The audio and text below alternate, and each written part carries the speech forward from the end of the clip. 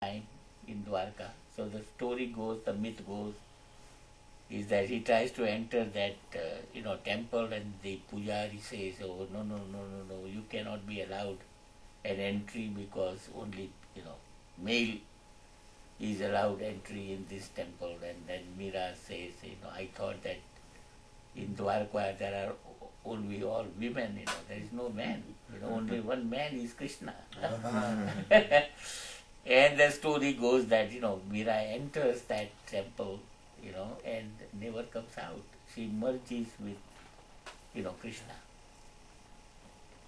So myth is beautiful, because ultimately, if the bhakti reaches that stage, the ultimate is there is no separation between bhakti and Bhagwan. So no matter through meditation, no matter through bhakti, no matter what route you take, the Eastern approach is that ultimately you have to reach the state of Advaita, oneness. There are no two in the ultimate analysis. Whereas all these Western approach, Western religions, except the mystic school, carve out the mystic school from that. They always have this separation. Two. You can be near, you can be close, but you can't be that.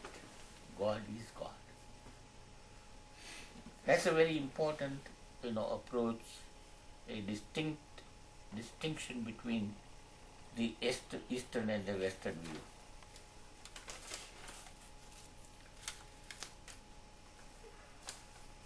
The second, important thing, if I look at the Eastern view and the Western view, that Western view is always horizontal, which means that everything has to have a point where it is created and a point where it is destroyed. There has to be a beginning and there has to be an end.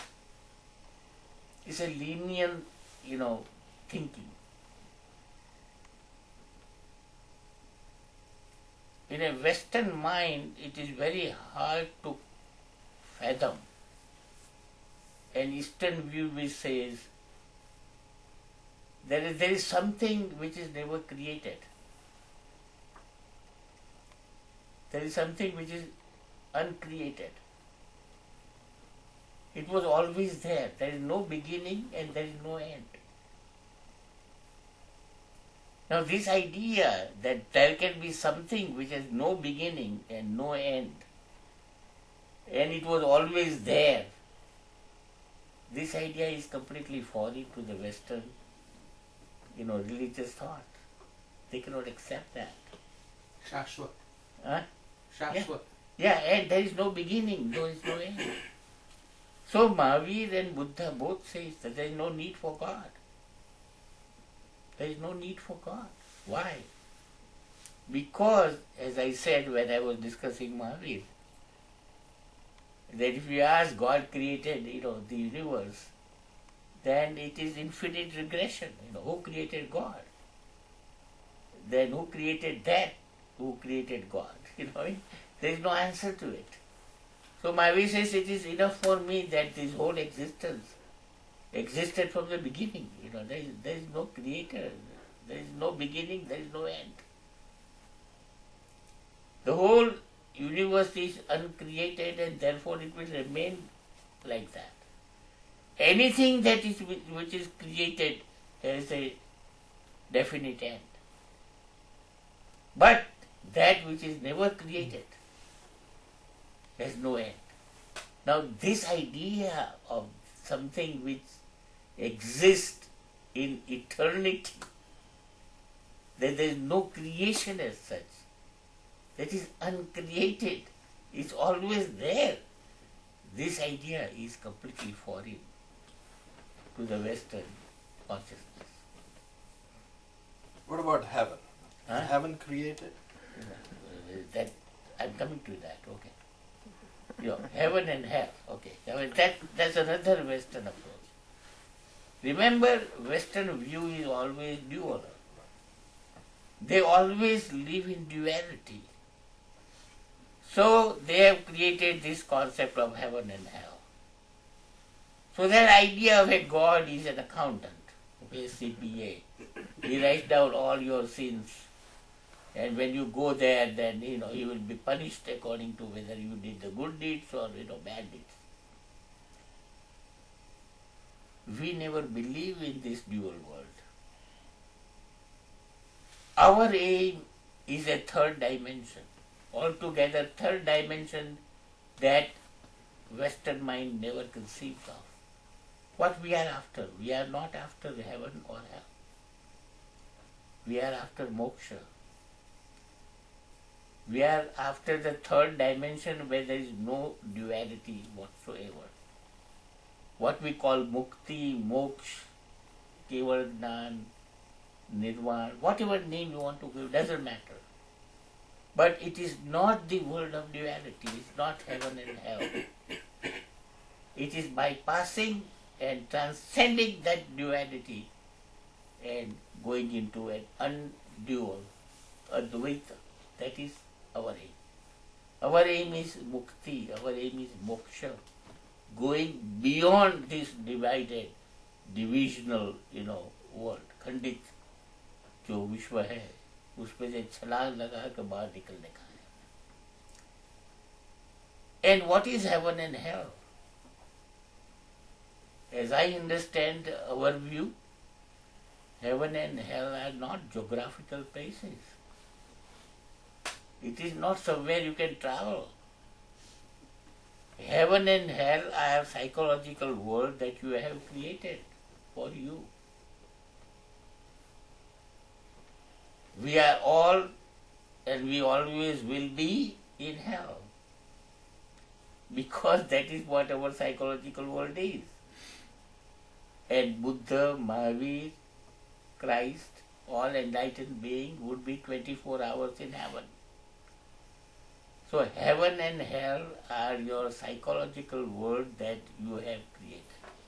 They are not geographical places that you are going to travel. And that also, we do not want to aim at heaven. We want to bypass heaven and hell, transcend it, and go beyond that. A world where there is no division.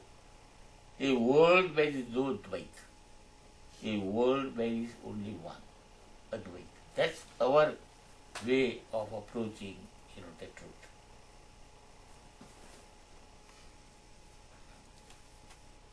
The third main difference, as I look at it, the Western view of approaching reality and the Eastern view of approaching reality is, West always believes that I think, therefore I am. West believes that I think. The whole emphasis is on mind. The whole emphasis on thinking. I think, therefore I am. That's what they define reality. He says, no, that's absolutely upside down. He says, I am, therefore I think. Now what is I am? I am that consciousness, that witnessing consciousness, that non-judgmental awareness, that Sakshi of Krishna in Gita. That's what you are. And because of that, everything else is possible, including your mind and thoughts. So this is a very basic difference. And because of this insistence that there is nothing beyond mind and everything can be grasped through mind, this obsession of the West with the thoughts and the mind, and that's the end of all. End all and be all is mind. then the real truth, the real reality, that which is consciousness, which is the ultimate discovery that all these enlightened beings reach, it is just rejected by the West. So, one of the lectures or next lecture or thereafter that I am going to take is on Zarathustra. And one of the sharpest Western mind philosopher ever lived was Nietzsche, Friedrich Nietzsche. And he has written a wonderful book, Thus Spoke Zarathustra. But his problem is that he never goes beyond mind. And no Eastern enlightened being, whether it is Zoroaster or whether it is Buddha or whether it is Mahavir or Krishna, you cannot understand them without this idea of stepping out of the mind. And that is the limitation that West has imposed upon itself. There is nothing beyond mind, to West. I think, therefore I am. And we say, no. Mind is so insignificant. The real thing is that witnessing consciousness, that awareness. Whatever name then you want to give it to that, that's fine. But unless you experientially realize, that truth, nothing is achieved according to the Eastern view of reality. That's a very basic, difference.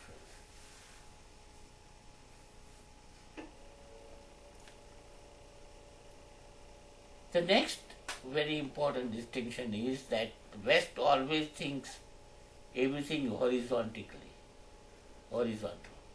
straight line. There is a beginning, and there is a middle, and there is an end. In the Eastern rishis, 5,000 years ago, they saw the reality. And they say the whole universe, everything in the universe is round, is circular. There is nothing horizontal here. The earth is circular, the moon, the sun, everything in the whole universe is circular. Everything is circular. And their insight was, I think, very amazing. Because once you conceive of a circular, how can there be an end? And how can there be a beginning? Where does the circle begin? And where does the circle end? So the whole approach to reality, according to me, the Eastern approach is very complex. Very complex, it is very difficult for the Western mind to understand, the approach of the Eastern view. Something which is uncreated, something which has no beginning and no end, something which is not dual. You can bypass duality and go to the third layer. These are concepts which are very foreign, to the Western mind, and no wonder they never fully understand, when they talk about Eastern, religions. So if you look at some interpretations of Upanishads or Gita or Buddhist thought or Zen, any Western philosopher, when he tries to understand it, it miserably fails. Because these ideas are well thought out, very complex and very deep. Now I am not saying, because I believe that everything is the superior, I am not saying that. But it seems to me that when it comes to the reality and truth, 5,000 years ago, what these rishis have thought about. And what amazes me, and I have talked this many, many times, but it's worth repeating, that the way in which these rishis have studied mind, human mind, is absolutely mind-boggling. These Freud and Jung and Adler and all that have read the underlayings of consciousness. So they talk about the unconscious and the subconscious and the collective unconscious and the cosmic unconscious. But our Rishi said, okay, they are there, but there are upper layers of consciousnesses too. And they say there is a, superconscious, and there is collective superconscious, and there is cosmic consciousness, which is we call samadhi. So the upper layers, and remember this is what also rishis have said, that when the world is dual, remember everything has an opposite. So if you discover the underlayings of consciousness, remember that there are upper layers of consciousness too. As I said in one of my lectures, that if physicists have now discovered that there is a black hole, our rishis would have said that remember there must be a white hole too. That is the nature of reality. The reality is dual. There is always dual. But the beauty is, the discovery of our rishis is that there is a third layer. You can bypass this duality and you can reach that, you can transcend into that state of Advaita where there is no duality.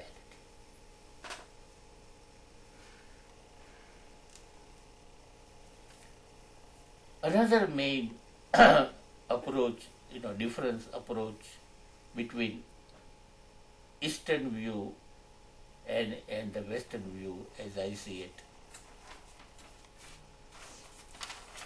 is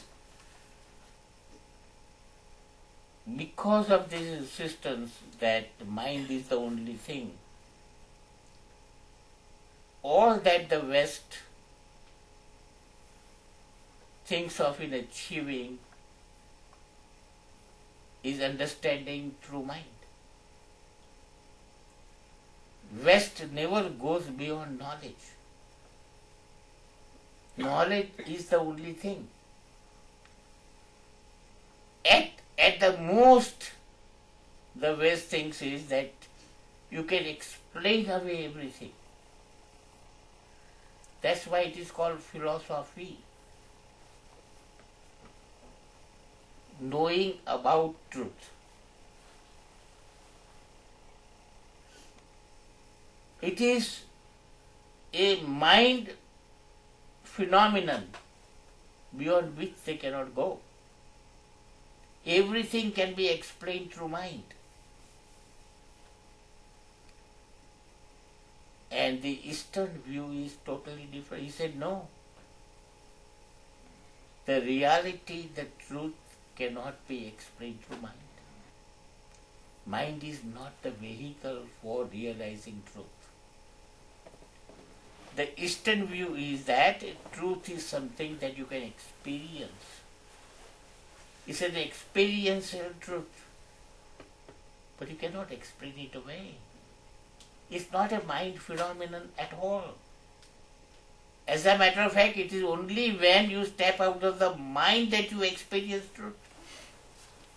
So the whole emphasis is how to go beyond mind. The whole emphasis is that meditation is a technique through which you can step out of this mind. And once you step out of the mind, even for a second, you are face to face with that reality or that truth. So the approach is totally different. The West has not solved anything because it is the mind phenomenon. Mind can think about it. But thinking about is not experiencing it. And our approach is how to experience that truth. And all important things in life, forget about truth, beauty.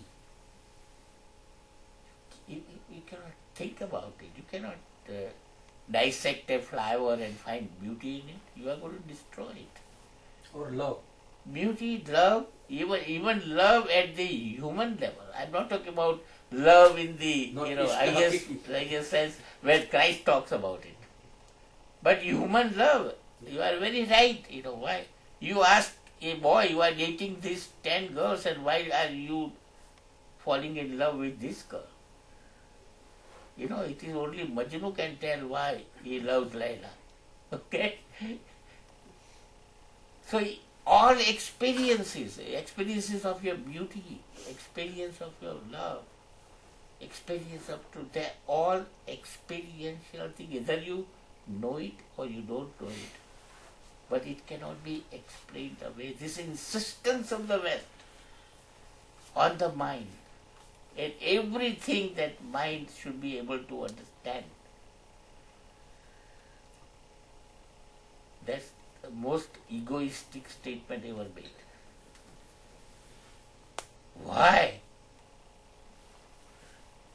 Universe, the world has no obligation to be explained through your human mind.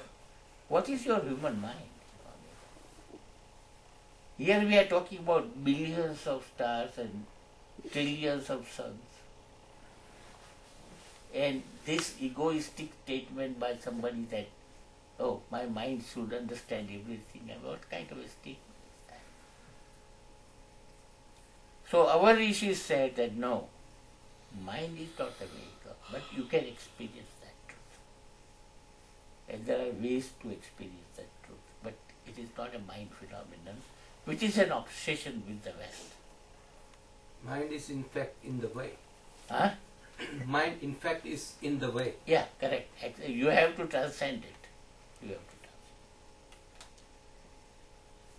transcend. Another, I don't think it's fundamental, but I think the way in which it is approached is a fundamentally different approach to reality. One thing is, all Western religions, whether it is Judaism or Islam or Christianity, they always believe that there is only one life. This is the only life. The idea of reincarnation is rejected uniformly by the West. And you take any Eastern religion, whether it is Jainism or Buddhism or Hinduism, we always believe there is reincarnation. Because it doesn't make any sense that nothing existed before, somebody is born and everything ends when somebody is died. That idea is, absurd to, Eastern view.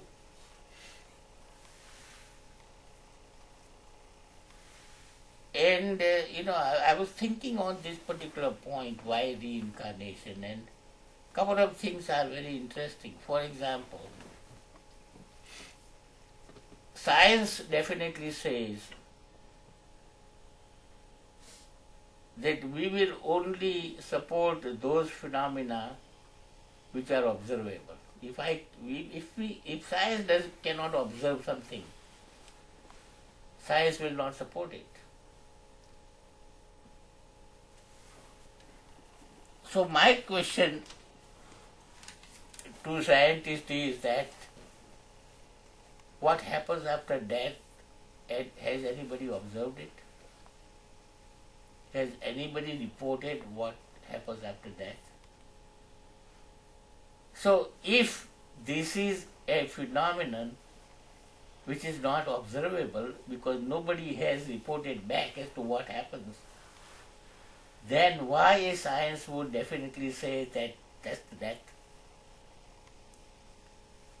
It violates its own fundamental principle because it's not observable. A scientist or a doctor can, say that, okay, these body parts are not working, the brain is not working, heart has stopped, blah, blah, blah, blah, blah. But what gives them the right to make a big jump thereafter and say, oh yeah, that's death? It's not observable phenomenon to begin with, correct? So it's an unscientific statement to say that this is the end. But rebirth is also not. Huh? Rebirth is also not observable. Which one? Rebirth. Rebirth. Yeah, rebirth is not observable, but what I'm saying is the science cannot say that everything ends there. They can say the death of the body. Yeah, okay. Death of the organs, death of this, death of that, okay. Particular, part of the body, okay. Because on the other argument that can be made is that, okay, here are eyes that ceases to see upon the death of the body. But the same eyes you transplant to somebody else and he would start seeing. So the question arises is that if the eyes don't see in a dead body, but if it is removed and put in somebody else, it can't start seeing it, then who is the seer? Eyes are not the seer. Eyes are only, glasses. The seer is somebody else. Because same eyes which did not see start seeing in somebody else. So who is the seer?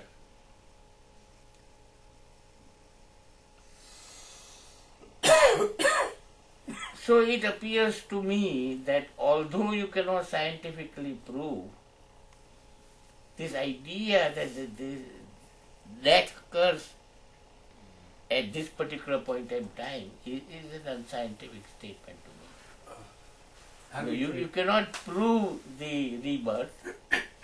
It's an arbitrary thing. When, as a doctor, I can tell you, when the brain function stops, and Yeah. the heart and lungs stop working also. So we also know that our definition, when we pronounce a patient dead, is far from complete. Yeah, absolutely. That humility should be there.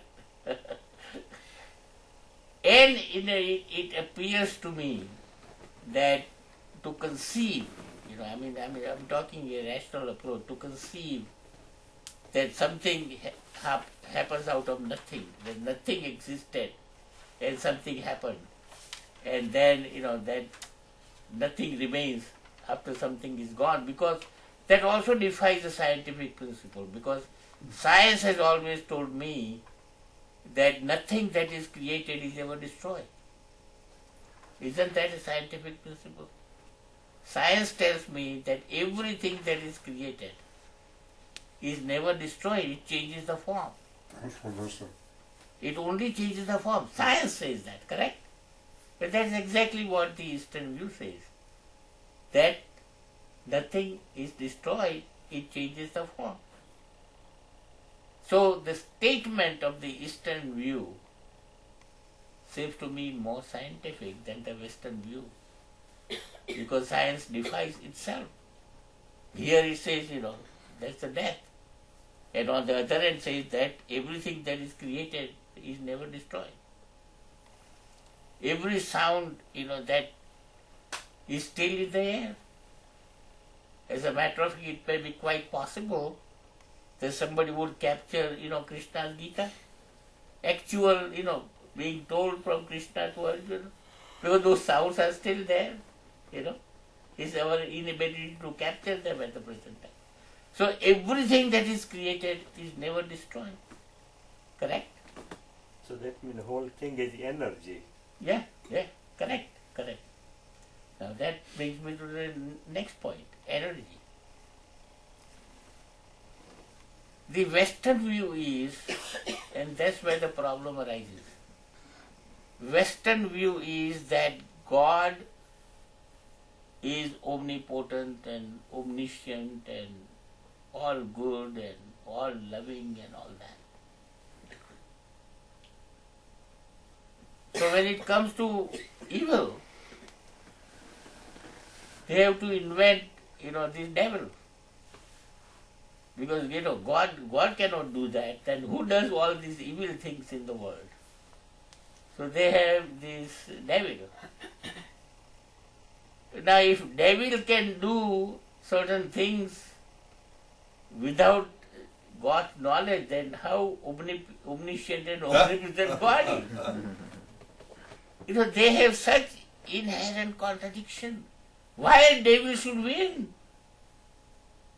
against God? Doesn't make any sense, but they have to have this invention because they have defined God in such a way that they have to invent the devil for evildoer, And sometimes the devil wins. So what kind of your God is? If he is omniscient and all loving. Eastern view is very simple.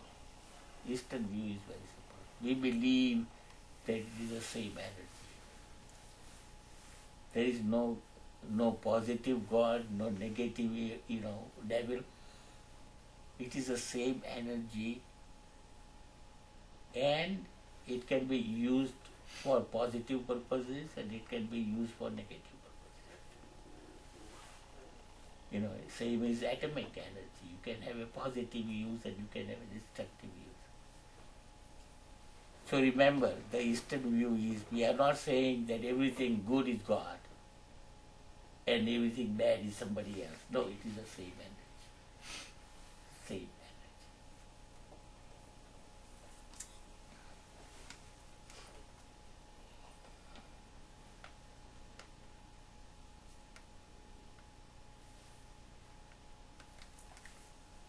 Another very distinct way of looking at reality is that the Western approach always believes in conquering nature. You have to conquer nature. You have to make victory over, the natural forces. That's the Western approach, conquering nature. Eastern view is that that's your absolutity. You are part of nature. How